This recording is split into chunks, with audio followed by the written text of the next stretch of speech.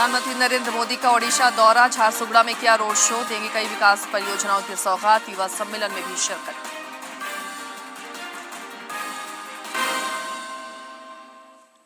राज्यपाल ने दिल्ली में उपराष्ट्रपति सीपी राधाकृष्णन से की मुलाकात, राज्य के विकास पर विमर्श, लालकृष्ण आडवाणी से भी की शिष्टाचार भेंट, नवरात्र की दी शुभकामनाएं। शारदीय नवरात्र पर श्रद्धालुओं में उत्साह, मां दुर्गा की पूजा अर्चना के लिए मंदिरों और पंडालों में पहुंच रहे श्रद्धालु, मुख्यमंत्री ने रांची में कुछ पंडालों का किया अनावरण। और केंद्रीय मंत्री अन्नपूर्णा देवी की पहल पर कोडरमा लोकसभा क्षेत्र में सांसद खेल महोत्सव का आगाज, रांची में नेशनल ओपन एथलेटिक्स चैंपियनशिप शुरू।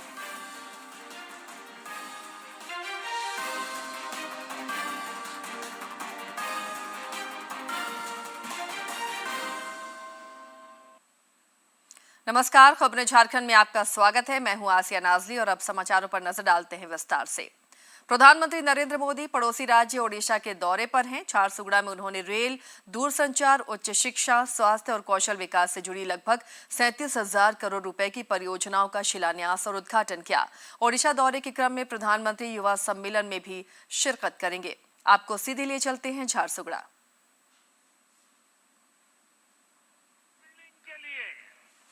70,000 करोड़ रुपए का पैकेज मंजूर किया है। इससे भारत में 4.5 लाख करोड़ रुपए का निवेश आएगा।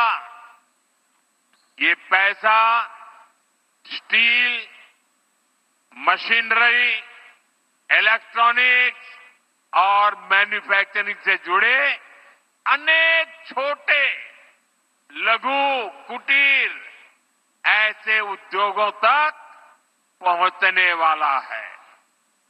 इससे सबसे बड़ा लाभ मेरे नौजवानों को, मेरे देश की बेटे बेटियों को होने वाला है। इससे लाखों नई नौकरियां बनेगी।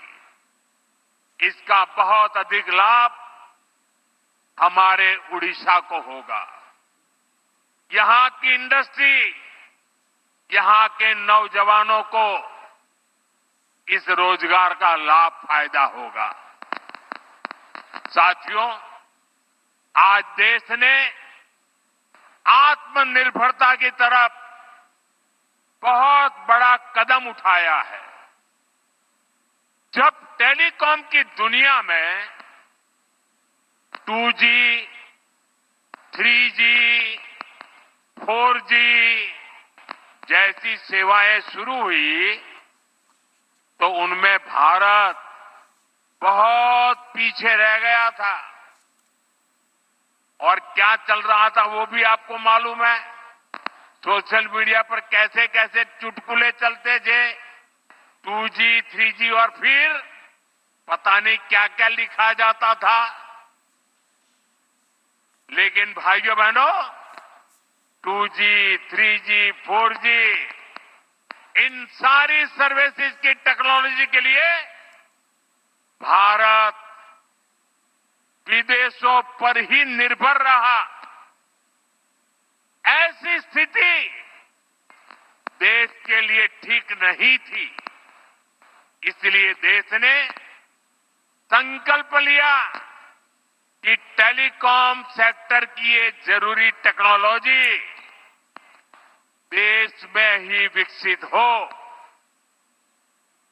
हमारे लिए गौरव की बात है कि हमारे BSNL ने अपने ही देश में पूरी तरह स्वदेशी 4G टेक्नोलॉजी विकसित कर ली है। अपनी मेहनत, अपनी लगन, अपनी कुशलता से BSNL ने नया इतिहास रच दिया है।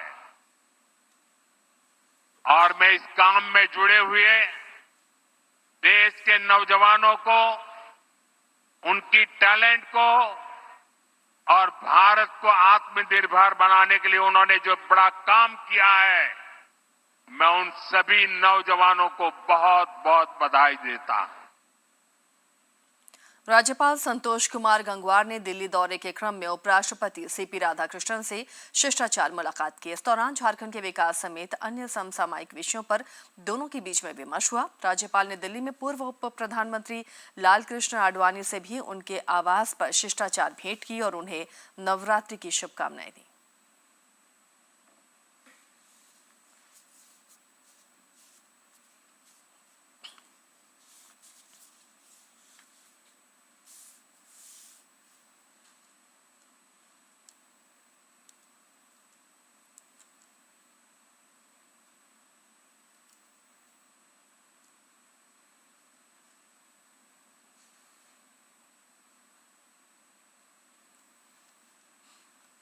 दिल्ली में चल रहे वर्ल्ड फूड इंडिया में झारखंड पवेलियन लोगों के आकर्षण का केंद्र बना हुआ है।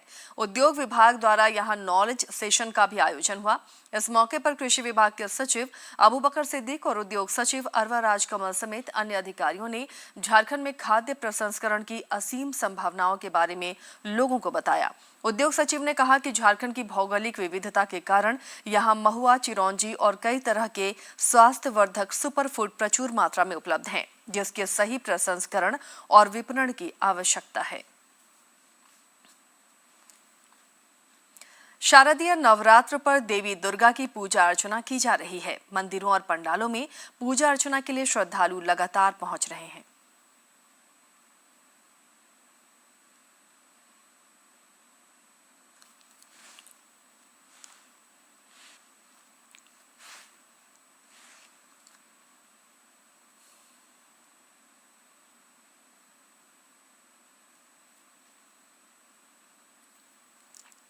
राजधानी रांची समेत राज्य भर में दुर्गोत्सव की धूम दिख रही है। विभिन्न पूजा समितियों द्वारा एक से एक भव्य और दिव्य पूजा पंडाल बनाए गए हैं। रांची में मुख्यमंत्री हेमंत सोरेन ने रातू रोड स्थित आरआर स्पोर्टिंग क्लब और हरमू स्थित दुर्गा पूजा पंडाल का अनावरण कर मां दुर्गा के दरबार में शीश नवाकर मंगल कामना की।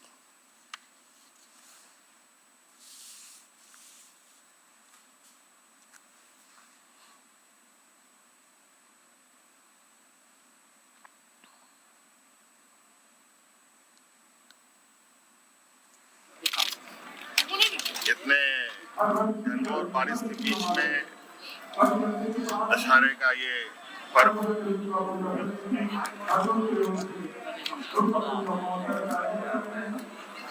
बिल्कुल पूरे उत्साह उमंग के साथ लोग मनाने की तैयारी में हैं। एक तरफ बारिश है, एक तरफ पूजा त्योहार है। मेरी ओर से दशहरे की ढेर सारी शुभकामना पूरे राज्यवासियों को। रक्षा राज्य मंत्री और स्थानीय सांसद संजय सेठ ने भी कल रांची में कई पूजा पंडालों का अनावरण किया। राजस्थान के किले के प्रारूप में बने चंद्रशेखर आजाद क्लब के पूजा पंडाल का भी उन्होंने उद्घाटन किया। इस मौके पर उन्होंने सभी को शारदीय नवरात्र की शुभकामनाएं दी और मां दुर्गा से देश और राज्य के सुख समृद्धि की प्रार्थना की। इस दौरान कई गणमान्य लोग मौजूद रहे।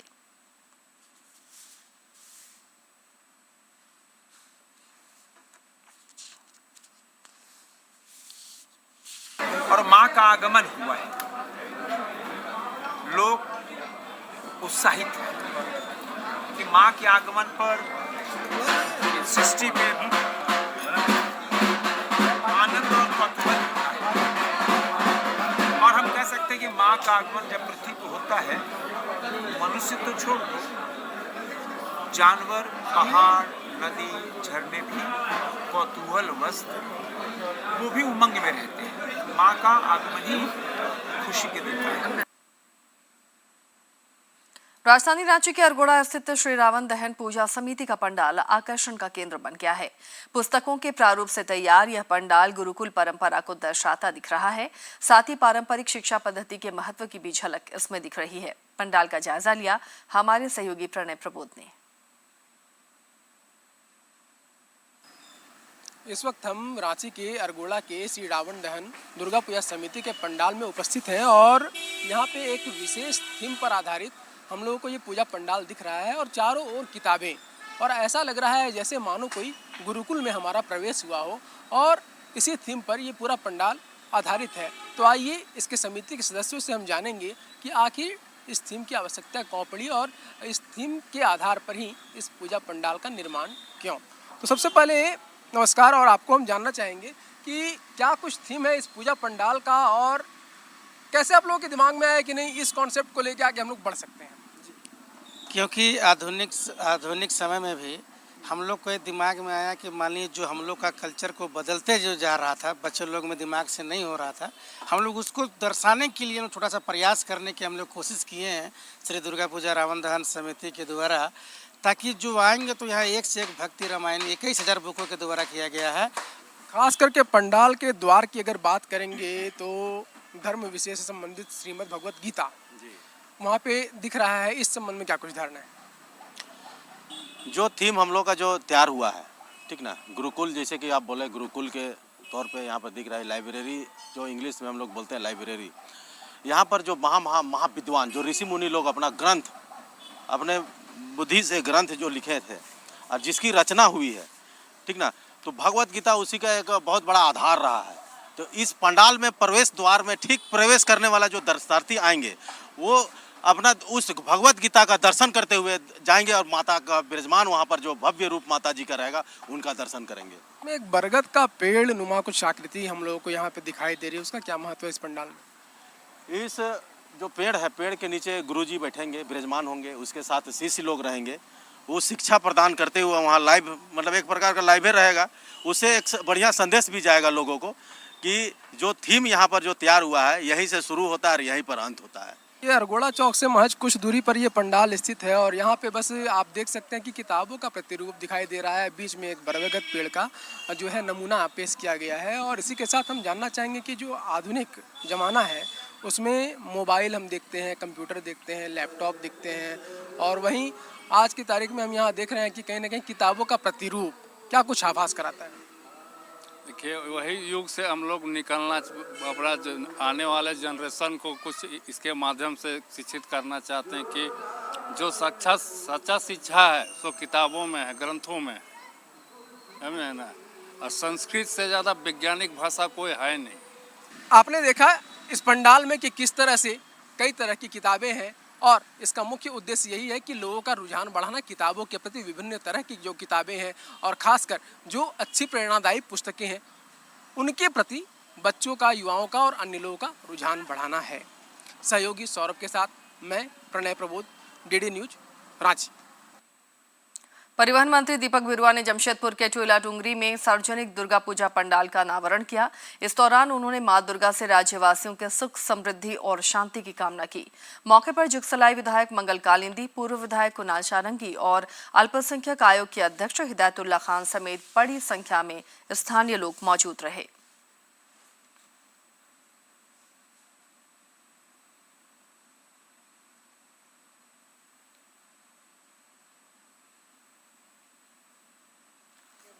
हम लोग के लिए बहुत सौभाग्य की बात है कि माता रानी के दरबार में हम लोग उपस्थित होने का मौका मिला।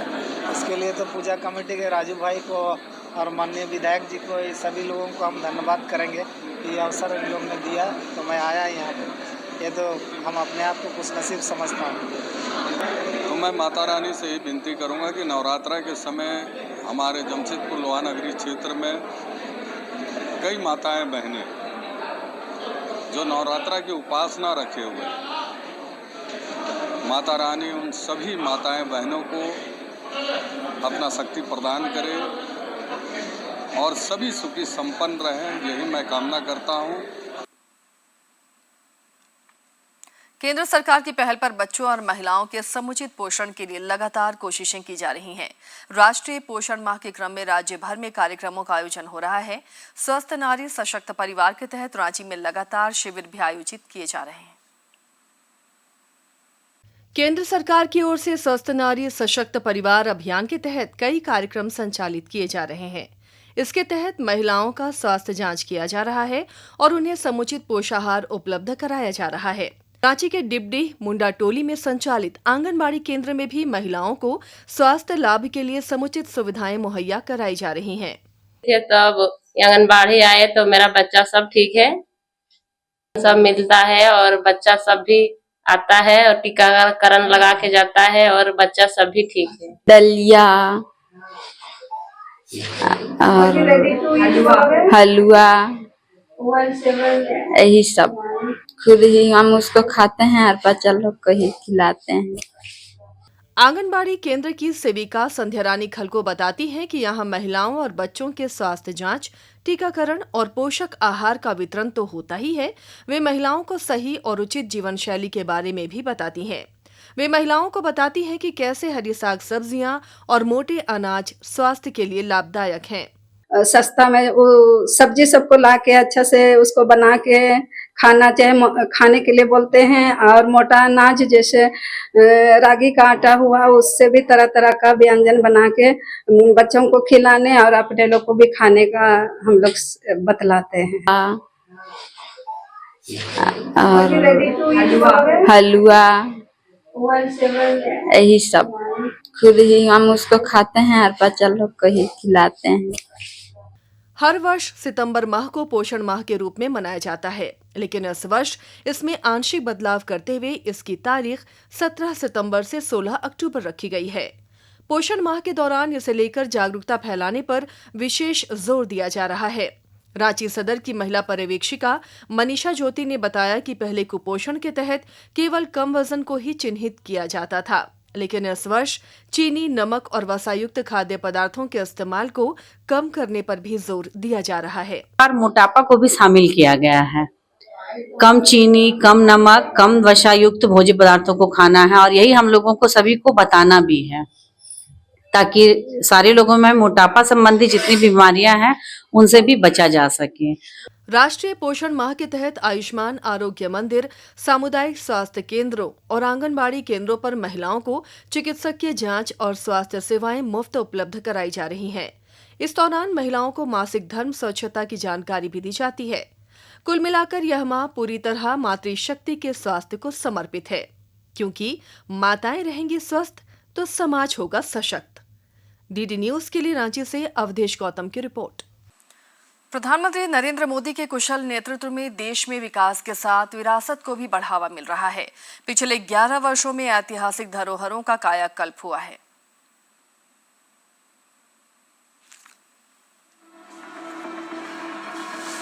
भारत की आत्मा उसकी आध्यात्मिक धरोहरों में बसती है। सदियों से हमारे मंदिर, तीर्थ और धार्मिक स्थल केवल आस्था का केंद्र नहीं रहे, बल्कि हमारी सभ्यता और संस्कृति के जीवंत प्रतीक भी रहे। लेकिन समय के साथ इन धरोहरों के महत्व के बावजूद उनके संरक्षण और विकास पर उतना ध्यान नहीं दिया गया। इस स्थिति को बदलने का बीड़ा उठाया प्रधानमंत्री नरेंद्र मोदी ने। विरासत भी विकास भी के मंत्र के साथ सरकार ने यह दिखाया कि आध्यात्मिक स्थलों का कायाकल्प केवल धार्मिक आस्था तक सीमित नहीं है, बल्कि यह भारत की सांस्कृतिक शक्ति और पर्यटन क्षमता दोनों को नई दिशा देने वाला कदम है।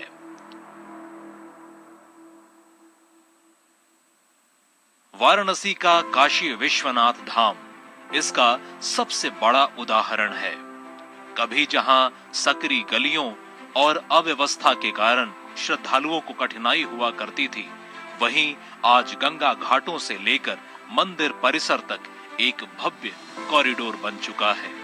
यहाँ आने वाला हर यात्री सिर्फ भगवान शिव की भक्ति ही नहीं, बल्कि भारत की नई पहचान का भी अनुभव करता है।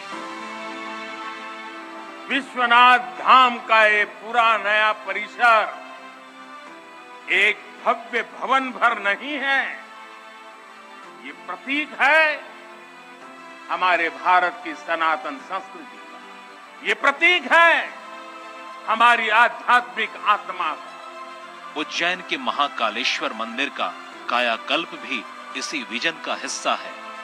महाकाल लोक परियोजना ने इस प्राचीन धाम को इतना भव्य और आधुनिक रूप दिया है कि श्रद्धालु और पर्यटक दोनों ही यहाँ की आभा से अभिभूत हो उठते हैं। अयोध्या में राम मंदिर का निर्माण तो करोड़ों भारतीयों की आस्था से जुड़ा सपना था। जनवरी 2024 में जब रामलला अपने भव्य मंदिर में विराजमान हुए तो यह केवल उद्घाटन नहीं था, यह भारत के सांस्कृतिक पुनर्जागरण की ऐतिहासिक घड़ी थी। ये भव्य राम मंदिर साक्षी बनेगा भारत के उत्कर्ष का, भारत के उदय का। ये भव्य राम मंदिर साक्षी बनेगा भव्य भारत के अभ्युदय का, विकसित भारत का। इतना ही नहीं, उत्तराखंड के केदारनाथ धाम, गुजरात के सोमनाथ मंदिर, यूपी के विंध्याचल धाम और असम के कामाख्या धाम जैसे अनेक पवित्र स्थलों पर भी व्यापक पुनर्विकास और जीर्णोद्धार कार्य किए गए हैं। इन पहलों ने न केवल धार्मिक अनुभव को बेहतर बनाया बल्कि पर्यटन को भी नई गति दी। सरकार ने यह भी सुनिश्चित किया कि श्रद्धालुओं की यात्रा सुरक्षित और सुगम बने। चार धाम महामार्ग परियोजना के अंतर्गत 825 किलोमीटर में से 616 किलोमीटर का काम पूरा हो चुका है। वहीं हेमकुंड साहिब के लिए 2730 करोड़ रुपए की लागत से 12 किलोमीटर लंबा रोपवे बन रहा है, जिससे अब कठिन यात्राएं भी सुविधाजनक होंगी। इसके साथ ही बौद्ध सर्किट और करतारपुर कॉरिडोर जैसी परियोजनाओं ने भारत की धार्मिक विविधता को भी एक सूत्र में पिरोया है। पीएम मोदी की अगुवाई में भारत की सांस्कृतिक एकता का भी अभूतपूर्व उत्सव मनाया गया है। वाराणसी में आयोजित काशी तमिल संगमम ने उत्तर और दक्षिण भारत के बीच एक मजबूत सांस्कृतिक सेतु का निर्माण किया। काशी तमिल संगमम अपने आप में विशेष है, अद्वितीय है। महाकुंभ 2025 में रिकॉर्ड 66 करोड़ श्रद्धालुओं की भागीदारी ने दुनिया को भारतीय एकता का अप्रतिम उदाहरण दिखाया। यानी साफ है, भारत की सांस्कृतिक नीति अब केवल अतीत के गौरव की कहानी नहीं बल्कि भविष्य का मार्गदर्शन भी बन चुकी है। विरासत भी विकास भी अब एक नारा नहीं बल्कि एक राष्ट्रीय दृष्टिकोण है, जहां अतीत की धरोहरें और आधुनिक भारत की आकांक्षाएं एक साथ कदम से कदम मिलाकर चल रही हैं। देश में खनन क्षेत्र में हरित प्रौद्योगिकी को बढ़ावा देने के लिए अदानी एंटरप्राइजेस लिमिटेड को प्रतिष्ठित पर्यावरणीय पुरस्कार jury choice leadership in climate action award से सम्मानित किया गया। यह पुरस्कार उसे sustainability symposium and excellence award 2025 के तहत दिया गया। अदानी एंटरप्राइजेस को यह पुरस्कार भारत में खनन में हाइड्रोजन ट्रक के सफल उपयोग के लिए मिला है। यह हाइड्रोजन ट्रक कार्बन उत्सर्जन को कम कर हरित ऊर्जा को अपनाने की दिशा में एक क्रांतिकारी कदम है। प्रधानमंत्री नरेंद्र मोदी 28 सितंबर को आकाशवाणी पर मासिक मन की बात कार्यक्रम में देश विदेश के लोगों के साथ अपने विचार साझा करेंगे। मन की बात है जन जन की, संघर्षों के कुछ किस्से, कहानी कुछ सफलताओं की, अनकही विरासत की, उम्मीदें नए भारत की। महीने के आखिरी रविवार का रहता है इंतजार तक। मलयाचल के आंचल से विंध्याचल के आंगन तक, ब्रह्मपुत्र के घाट से हिमालय के विस्तार तक होती है मन की बात प्रधानमंत्री के साथ। तो सुनिए इस महीने 28 सितंबर सुबह 11 बजे मन की बात आकाशवाणी और दूरदर्शन के सभी चैनलों पर और प्रसार भारती के ओटीटी प्लेटफॉर्म वेव्स पर सजीव प्रसारण लाइव स्ट्रीमिंग के माध्यम से। आप भी माननीय प्रधानमंत्री के मन की बात का हिस्सा बन सकते हैं। इसके लिए आप अपने सुझाव post box number 111 Akashvani Delhi पर भेज सकते हैं या फिर नमो ऐप या माई गॉव के ओपन फोरम में पोस्ट कर सकते हैं। तो याद रखें, रविवार 28 सितंबर सुबह 11 बजे मन की बात।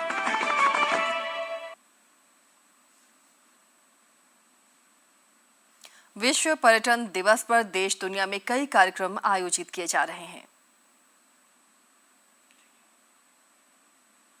ये कहानी उस भारत की है कि जहां हर यात्रा समृद्धि, एकता और सततता की कहानी रच रही है। ये कहानी उस भारत की है जो पर्यटन के जरिए न केवल आर्थिक समृद्धि हासिल कर रहा है बल्कि वैश्विक एकता का संदेश भी दे रहा है।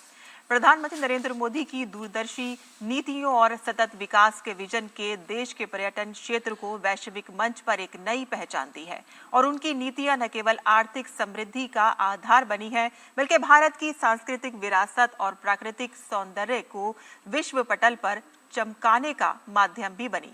भारत का पर्यटन क्षेत्र अभूतपूर्व वृद्धि का साक्षी बना है।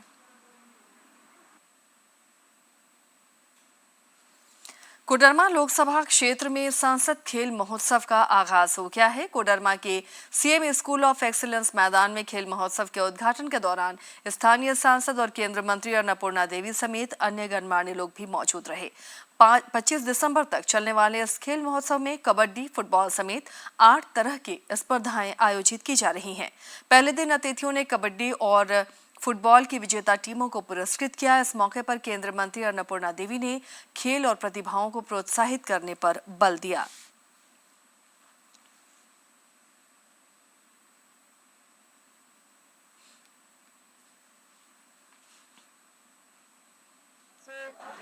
ग्रामीण क्षेत्र में जो प्रतिभा है उस प्रतिभा को हमें आगे लाना है और आज कोडरमा लोकसभा के अंदर डोमचांच मैदान में सांसद खेल महोत्सव का आगाज हुआ है।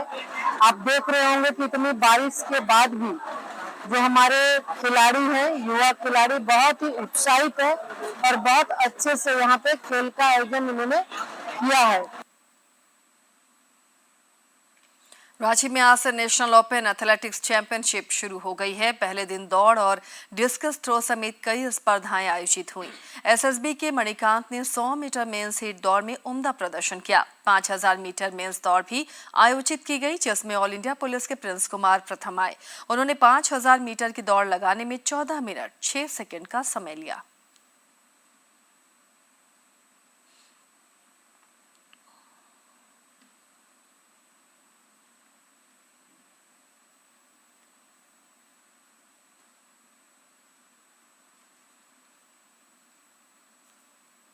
और अब जान लेते हैं मौसम का हाल। बंगाल की खाड़ी में बना निम्न दबाव का क्षेत्र ओडिशा और आंध्र प्रदेश की ओर बढ़ रहा है।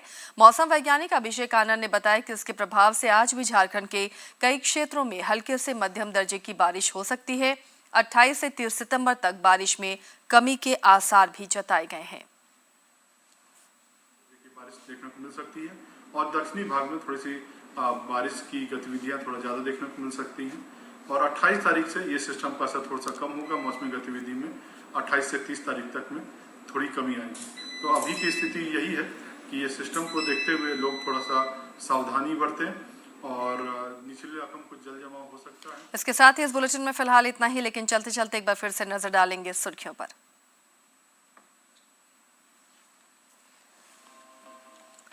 प्रधानमंत्री नरेंद्र मोदी का ओडिशा दौरा, झारसुगुड़ा में किया रोड शो, देंगे कई विकास परियोजनाओं की सौगात। युवा सम्मेलन में भी शिरकत।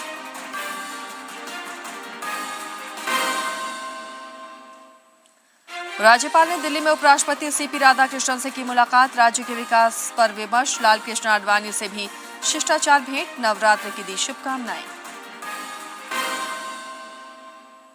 शारदीय नवरात्र पर श्रद्धालुओं में उत्साह। मां दुर्गा की पूजा अर्चना के लिए मंदिरों और पंडालों में पहुंच रहे श्रद्धालु। मुख्यमंत्री ने रांची में कुछ पंडालों का किया अनावरण। और केंद्रीय मंत्री अन्नपूर्णा देवी की पहल पर कोडरमा लोकसभा क्षेत्र में सांसद खेल महोत्सव का आगाज। रांची में नेशनल ओपन एथलेटिक्स चैंपियनशिप शुरू।